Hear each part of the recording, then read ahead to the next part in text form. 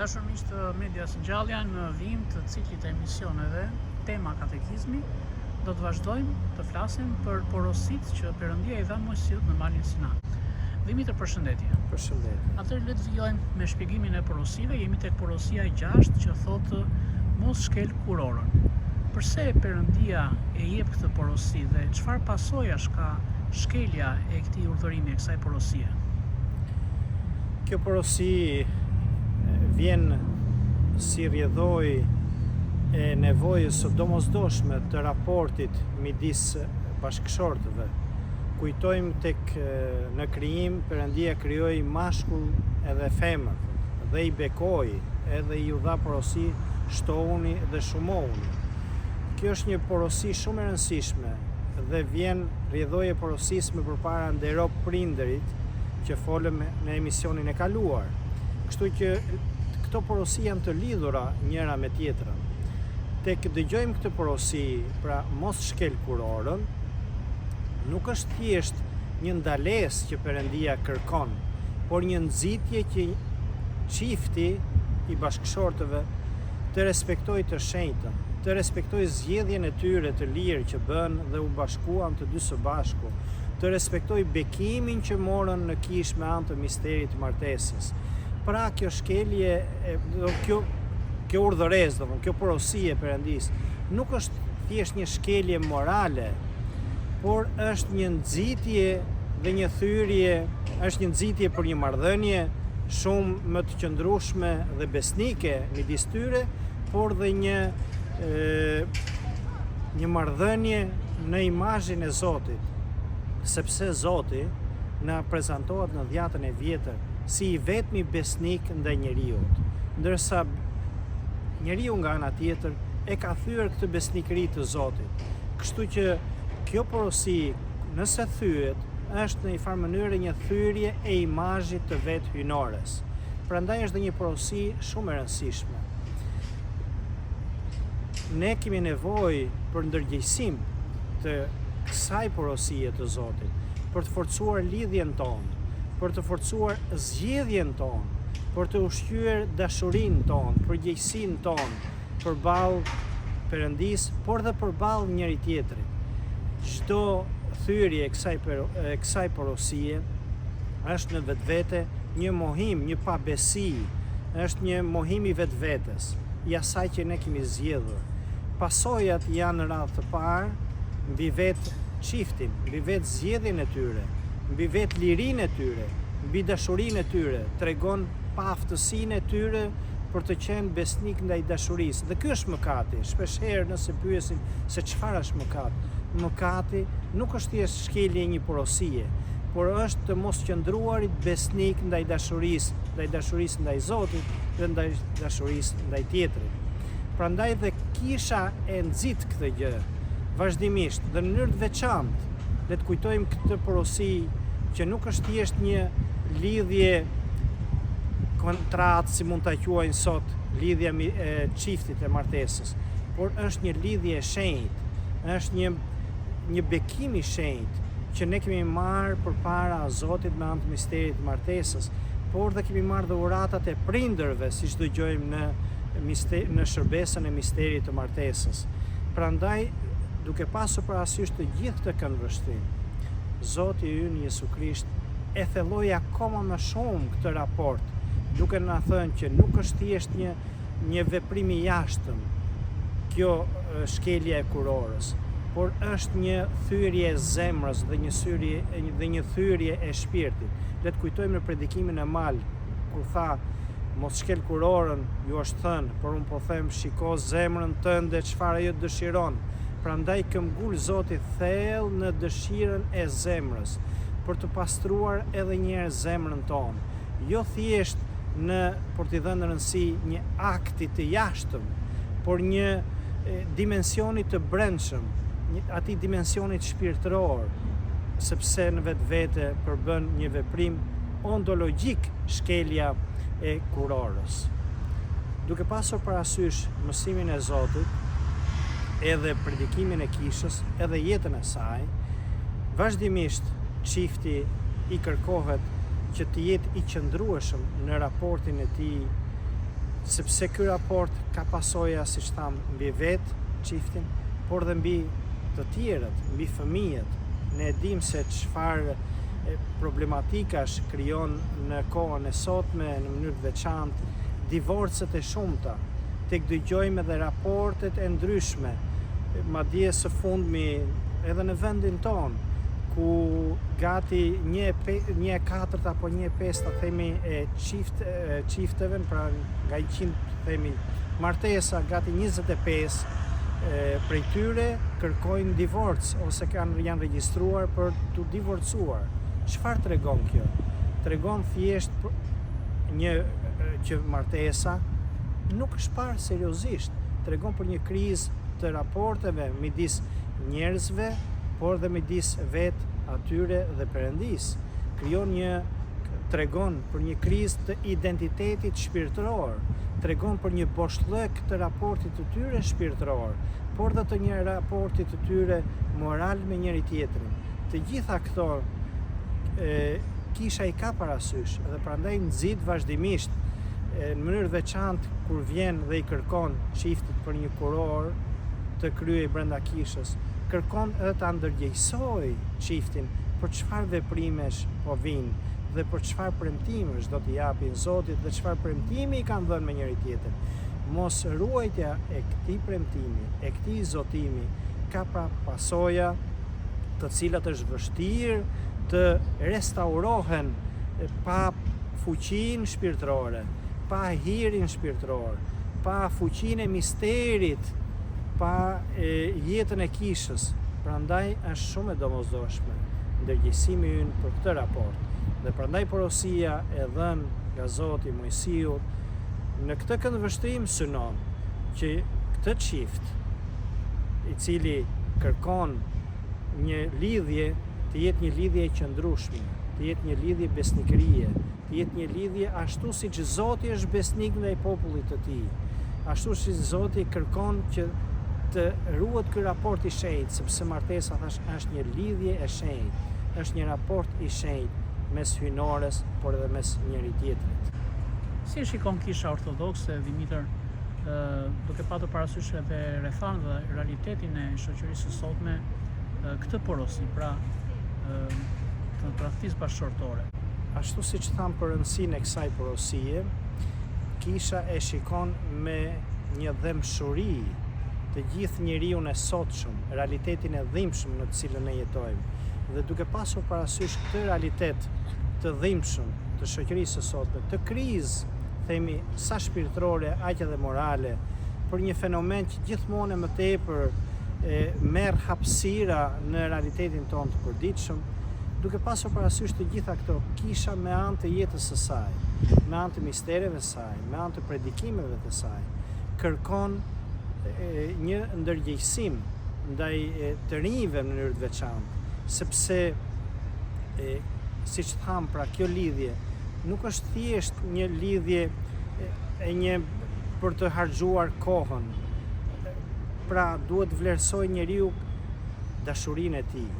të vlerësoj edhe kohën që ka dhënë për këtë lidhje, të vlerësoj dhe zotimin e tij për këtë lidhje dhe për personin e shenjtë që ka zgjedhur të ndërtojë. Thyrja e besnikërisë së një bashkëshorti apo bashkëshortes të kësaj raportit shenjtë, të kësaj lidhje të shenjtë, është dhe një cënim i vetë personalitetit, i vetë integritetit të njeriut. Është një thyrje, themi, e mos aftësisë së tij për të qenë i denjë për një raport lidhje të shenjtë. Ne duhet kemi parasysh, pavarësisht tundimeve të ndryshme që na sjell shoqëria e sotme, bota e sotme, mentaliteti i sotëm, t'i themi asaj që liria e vërtet nuk është thjesht që ne të bëjmë atë që duam, por të qëndrojmë besnik asaj që kemi zgjedhur dhe për të qëndruar dhe për të ndaluar larg asaj që na ofron e kundërta, sado që na tërheqi një veprim i kundërt, të shohim thellë në fuqizimin tonë shpirtëror. Sepse kjo lidhje është një lidhje që reflekton jo vetëm raportin ton me shpirtëroren, po tregon në një farë mënyre sa njeriu ndjehet bosh në këtë realitet të hidhur sot. Prandaj vetëm me jetën e kishës, me misteret e saj, ne mund të mbushim shpirtin ton, zemrën ton, për të qëndruar në këtë dashuri që ka themeluar Zoti. Kisha me gjithë jetën e saj, në gjithë realitetin historik, e ka parë me shumë dëmshuri njeriu. Dhe në mënyrë të veçantë vetë këtë lidhjen e shenjtë, sepse përmes kësaj lidhje të shenjtë nuk është thjesht vetëm shoqëria, vetëm kombi që janë përfitues kur një lidhje është e shenjtë dhe besnike ndaj njëri tjetrit dhe ndaj Zotit, por dhe vetë kisha, përmes një lidhje të shenjtë të martesës, kemi një shejtëri të vetë realitetit mjedisit të ngrohtë familjar, po kemi dhe një realitet të shenjtë që reflektohet në shoqërinë ku jetojmë. Prandaj kisha ka parasysh të gjitha këto gjëra dhe kërkon jo thjesht për një përfitim të saj në mënyrë të ngushtë, por një përfitim shumë dimensional kur një çift është besnik ndaj njëri tjetrit. Vetë mësimet e saj, vetë jetët e saj, jetët e shenjta, familjet e shenjta që ajo i predikon në çdo kohë dhe në ditë caktuara kur ka shejtorë të ndryshëm, shohim që krahas shejtorëve të ndryshëm ndoshta shejtërohet, kujton familje të ndryshme, kujton raportin e prindërve dhe fëmijëve, e nënës, edhe pse për te i vështirësive, se si kanë qenë besnik ndaj bashkëshortit, ndaj bashkëshortës, edhe në mungesë të njëjtë ndaj bashkëshortëve, dedikimin e tyre, sakrificën e tyre për të rritur fëmijë të shëndetshëm, shpirtërisht, fizikisht, sepse janë të lidhura. Kur dëmtohet dikush nga ana shpirtërore, ka pasoja edhe mbi vetë fiziken, mbi vetë trupin. Kisha nuk e shikon lidhjen shpirtërore vetëm si një dëshirë për të shfrytzuar trupin dhe kënaqësitë e trupit, por si një qenie shpirt dhe trup që i shërben së shenjtës, që i shërben shëndetit shpirtëror, që i shërben shëndetit të shpirtit dhe të trupit, pa një lidhje ngushtësisht, siç e jeton, siç e predikon, siç mëson kisha, është e pamundur një shoqëri të eci në këtë këndvështrim.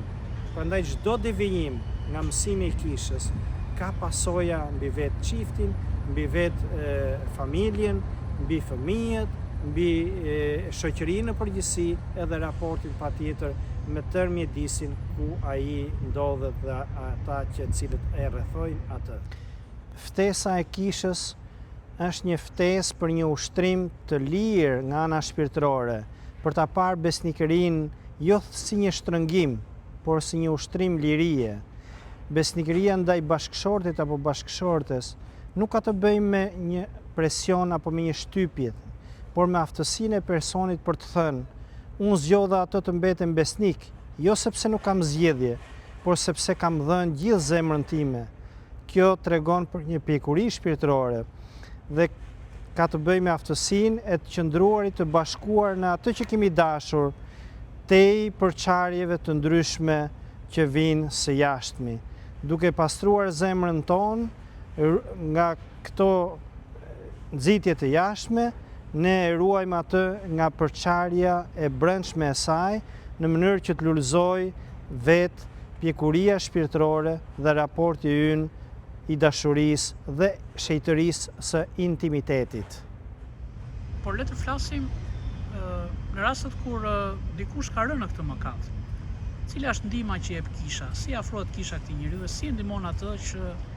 ai të korrigjohet dhe të eci përpara shpirtërisht?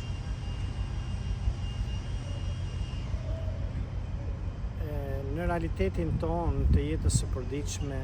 kisha përballet edhe me këtë realitet të dhimbshëm, me njerëz të cilët janë pjesë e rënies së tyre, e thyrjes të kësaj porosie të Zotit. Por kisha është si një, themi, shpeshherë që e dëgjojmë, si një institucion që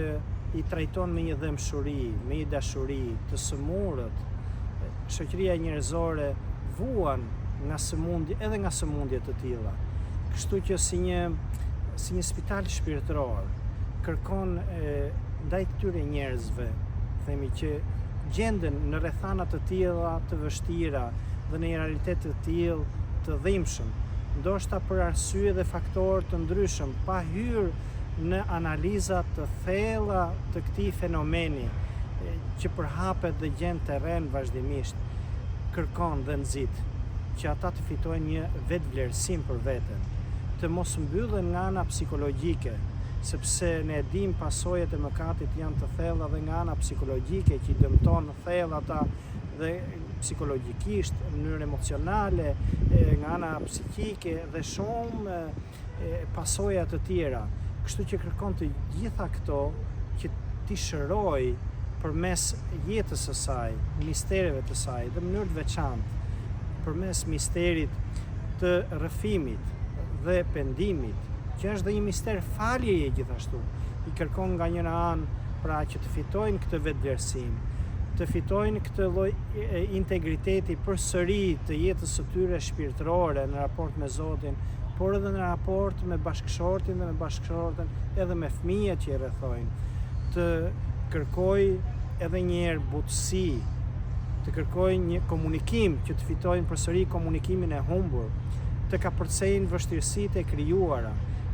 të kërkoj një butësi dhe një falje, një zemër falje dhe me shpirt gjithmonë që fal, që është i gatshëm të përqafoj, duke kërkuar që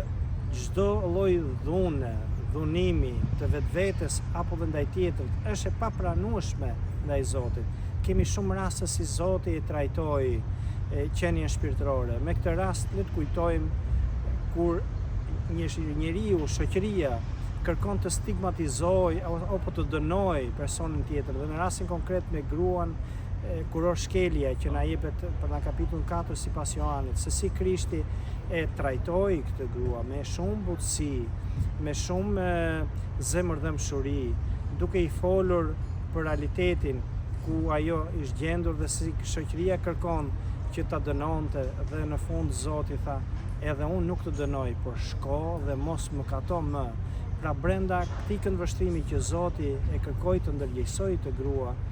i flet pra me këtë butësi, duke kërkuar që qëndrojmë larg këtij veprimi, sepse si tham nuk është thjesht vetëm një akt i jashtëm pa besie,